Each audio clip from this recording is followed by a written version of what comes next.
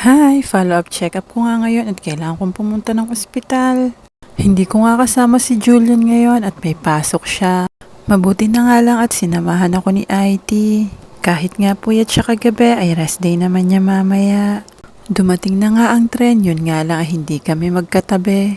Dito na nga kami sa Tainan at sobrang init. 9:00 nga lang nito ay sobrang tirik na ang araw. Iba nga rin tong kasama ko, ayaw niya daw magpa-video. Pero kapag tumatapat naman yung camera ko sa kanya ay umaaura. Parang siya nga yung vlogger at ako yung videographer. Charot! Sa maniwala nga kayo o hindi, pag mag-isa lang ako dito ay maliligaw pa ako. Malapit na nga kami sa ospital, ang lugar kung saan ayaw kong mapuntahan. Sa unang tingin nga, hindi mo siya mapagkakamalang ospital. Sa hindi nga nakakaalam, ako ay naoperahan dito. Diyos ko, tinan nyo nga tong isa, ayaw niya daw ng video. Pero panay naman ang high dito sa cellphone ko. Andito na nga kami sa ospital at nagtanong na rin kami. Mabuti na nga lang si Cheche ay marunong mag-English. Diyos ko, kakabidyo nga namin ay muntik pa kaming mabunggo. Tawang-tawa nga kami dyan kasi para kaming syunga. Buti na nga lang din at maasikaso sila dito. Sinabi nga lang din sa akin ni Cheche na kailangan kong ipasok yung card. Yung number 13 nga sa monitor ay ang bilang ng ina-assist ni Doc. At dahil nga kararating ko lang ay number 23 ako. Malapit na nga ako dyan at hindi ko na rin na-videohan. Bago ka nga magbayad dito ay kailangan mong kumuha ng number.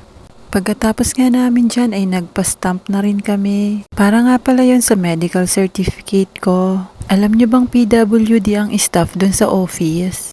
Ang galing lang talaga dito sa Taiwan kasi kahit PWD ka, makakapagtrabaho ka. Kumain nga lang kami saglit at alam nyo ba? Nagtry nga kaming magpindot-pindot dito pero dahil ganda lang ang meron kami, umorder na lang kami sa cashier, charot. Deserve ko naman sigurong mag-burger kasi successful ang operation, charot. Kala mo naman talaga ang laki-laki ng inoperahan.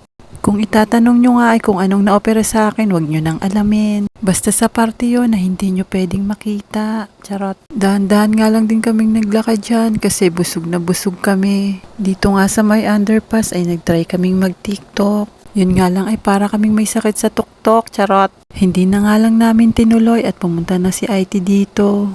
Andun nga pala siya sa taas, ewan ko kung anong hinahanap. Andito lang pala ang bruha at naggaganda-gandahan. Umuwi na nga rin kami dyan at nag-iintay na ng tren. Sobrang init nga dyan mga mare at talaga namang nakakaitim. Yung ilang buwan ko nga hindi inilabas ng dorm ay baliwala, charot. Dumating na nga ang tren at sumakay na din kami. Pagbaba nga ng tren ay kailangan pa namin mag-taxi.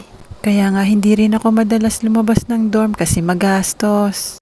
Saglit nga lang ang biyahe ay andito na rin kami sa dorm. Tawan-tawa nga sa akin si IT dito kasi lagi ako nakabidyo. Ang gusto kasi niya ay siya lagi ang binibidyo, charot. Andito na nga ako sa kwarto at tulog na si Cecil. Thank you IT, see you on my next vlog, bye!